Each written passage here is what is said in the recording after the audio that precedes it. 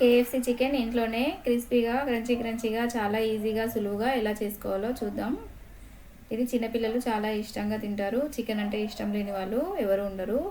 దీనికి 1 కప్పు పెరుగు వేసుకొని, టీ స్పూన్ సాల్ట్, చిటికెడు గరం మసాలా, కొంచెం పెప్పర్ పౌడర్, కొంచెం పసుపు, ఒక హాఫ్ చెక్క లెమన్ జ్యూస్ వేసుకొని పెరుగుకు బాగా కలిసేలాగా కలుపుకోవాలి.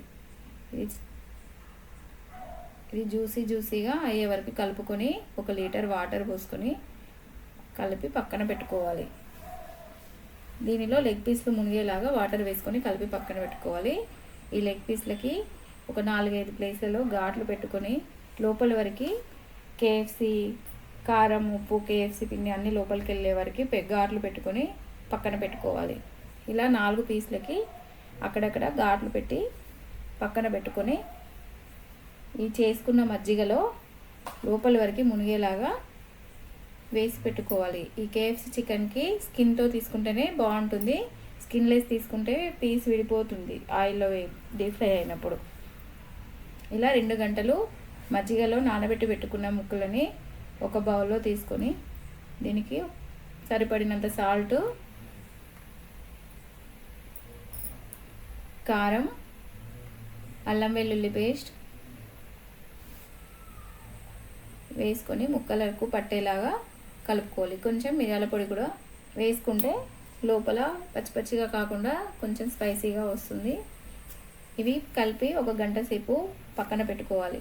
వేరొక బౌల్లో 1 కప్పు మైదా, కప్పు కార్న్ఫ్లోర్ వేసుకొని రుచికి సరిపడా కారం, సాల్ట్, కొంచెం గరం మసాలా వేసుకొని ఇవన్నీ కలిసేలాగా కలుపుకొని పక్కన పెట్టుకోవాలి.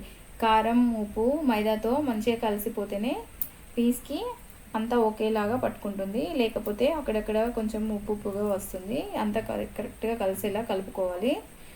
మరొక బౌల్ తీసుకొని బౌల్లో కార్న్ఫ్లోర్ వేసుకొని 1 గ్లాస్ వాటరు ఉండలు లేకుండా స్పూన్తో చాలా బాగా కలుపుకోవాలి.